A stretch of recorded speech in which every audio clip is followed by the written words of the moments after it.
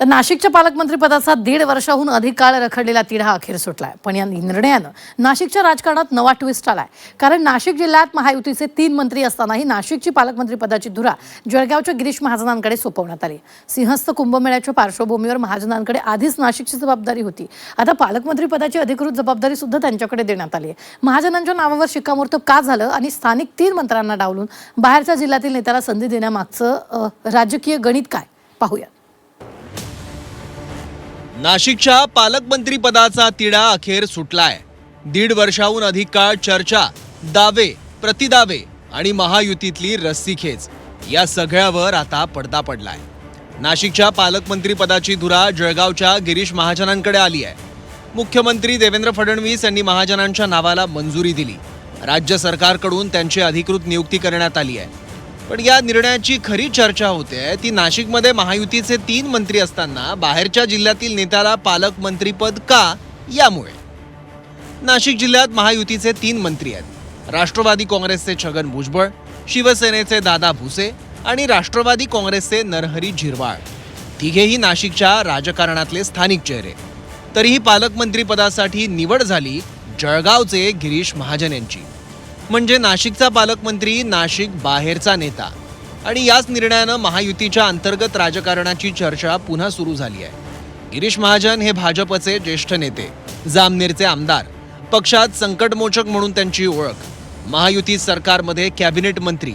नाशिकच्या सिंहस्थ कुंभमेळ्याची तयारी सुद्धा महाजनांच्या देखरेखीखाली सुरू होती. त्यामुळे पालकमंत्री पदाची जबाबदारी मिळण्याआधीच महाजनांचा नाशिकच्या कारभारात हस्तक्षेप वाढला होता. त्यामुळेच काही वेळा त्यांचा उल्लेख अनधिकृत पालकमंत्री म्हणून सुद्धा झाला. आता मात्र अनधिकृतपणाला अधिकृततेची जोड मिळाली आहे. आपला पालकमंत्री म्हणून उल्लेख केलेला आहे. पालकमंत्री पदाचा प्रश्न आपण मी कालच सांगितलं पुण्याला आणि ते तुम्ही दाखवतायत. मी म्हटलं ते म्हणजे माननीय नाही, ते माझी आहे. तुम्ही आता अनेक लोकांचे कार्ड आहे बघा, व्हिजिटिंग कार्ड. माझे मंत्री असतात, माझे आमदार असतात, माझे खाते लिहितात. ते माझीच आहे, ते मान्यच नाहीये. तुम्ही तरी खुश दिसताय. नाशिकच्या पालकमंत्री पदासाठी सुरुवातीपासूनच महायुतीत रस्सीखेच होती. जानेवारी 2025 मध्ये गिरीश महाजन यांची नाशिकच्या पालकमंत्रीपदी नियुक्ती जाहीर झाली होती. मात्र दुसऱ्याच दिवशी हा निर्णय स्थगित करण्यात आला. शिवसेनेकडून विरोध झाला. दादा भुसे यांच्या नावाचा आग्रह धरला गेला. राष्ट्रवादीकडून सुद्धा छगन भुजबळ यांचा दावा होताच. भुजबळांसारखा ज्येष्ठ आणि अनुभवी नेता नाशिकमध्ये असताना बाहेरच्या जिल्ह्यातील नेत्याला पालकमंत्रीपद देण्याला राष्ट्रवादीचाही विरोध होता.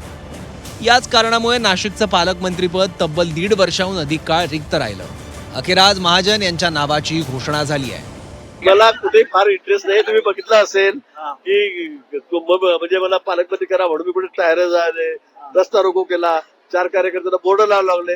मी अजून एकदा सुद्धा बोर्ड लावायला लावलेलं नाही, कुठे आग्रह सुद्धा धरलेला नाही. मी कुंभमेळा मंत्री आहे त्यात मी खुश आहे. कुंभमेळा हा या सगळ्या राजकीय गणिताचा महत्वाचा भाग. 2027 मध्ये नाशिकमध्ये सिंहस्थ कुंभमेळा होणार आहे. त्यासाठी मोठ्या प्रमाणावर निधी आणि हजारो कोटींची विकास कामं प्रस्तावित आहेत. रस्ते, पाणी पुरवठा, वाहतूक, घाट, आरोग्य व्यवस्था अनेक विभागांचा समन्वय आवश्यक आहे. म्हणूनच नाशिकचं पालकमंत्रीपद हे केवळ राजकीय पद राहिलेलं नाही आहे.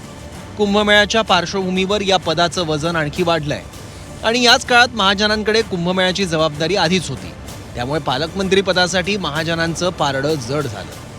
सिंहस्थ आता तोंडावर आलेला आहे आणि साधारणतः 36,000 कोटीची कामं नाशिक शहर आणि जिल्हा परिसरात चालू आहे. आणि या सगळ्या व्यवस्थेवर आपलं नियंत्रण असावं असं कोणत्याही पक्षाला वाटणारच. आणि भारतीय जनता पक्ष हा त्या दृष्टीनं अधिक सजग असल्यामुळे त्यांनी सुरुवातीपासूनच ठरवलं होतं. आणि गंमत म्हणजे कोणत्याही पक्षाला, म्हणजे राष्ट्रवादी अजित पवार गट असेल किंवा शिवसेना शिंदे गट असेल, त्यांना धूप न घालता त्यांनी आपलं म्हणणंच पुढे रेटलं. आणि गिरीश महाजन आणि देवेंद्र फडणवीस यांचे मधुर संबंध हे सर्वांना माहीत आहे. त्यामुळे गिरीश महाजन यांची नियुक्ती ही तशी आता औपचारिक म्हणावी लागेल बातमी, परंतु सुरुवातीपासून ते त्याच थाटात वावरले. मंत्री दादा भुसे यांनी महाजनांच्या नियुक्तीचं स्वागत केलंय. स्थानिक पातळीवर महायुती एकत्रितपणे काम करेल असा विश्वास दादा भुसेंनी व्यक्त केला. गिरीश भाऊंचं मी आपल्या मालेगावच्या, नाशिकच्या नागरिकांच्या वतीने अभिनंदन करतो, त्यांना शुभेच्छा देतो. येणाऱ्या काळामध्ये नाशिकचा सर्वांगीण विकास यासाठी आम्ही सर्वजण मिळून त्या ठिकाणी काम करू.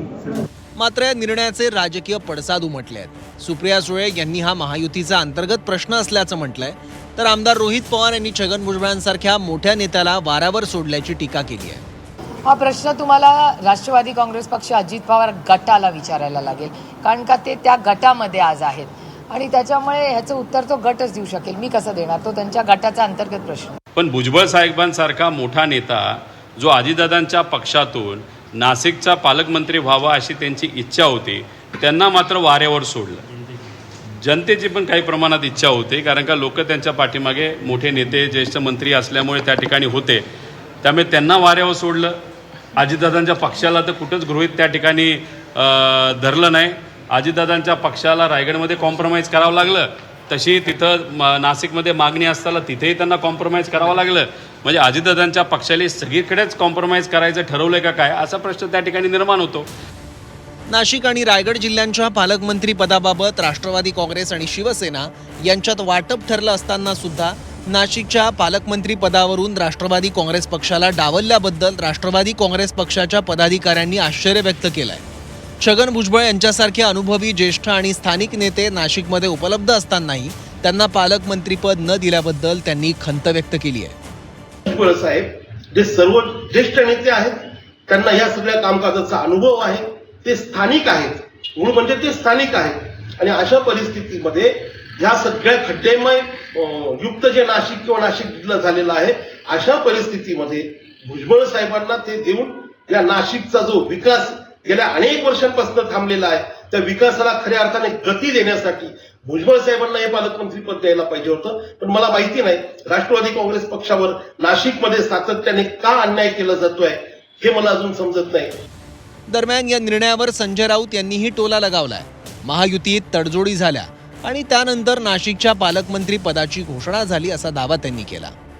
हे तुमचे मिंदे गटाचे नेते वारंवार पालकमंत्री पदासाठी अमित शहाकडे, पालकमंत्री पदासाठी प्रधानमंत्र्यांकडे, शेवटी काहीतरी त्यांच्या तडजोडी आपापसात झाल्या, ज्याला मुंबईच्या भाषेत मांडवली म्हणतात, हां त्या झाल्या. आणि आज आमच्या मोर्चाच्या शुभमुहूर्तावर नाशिकला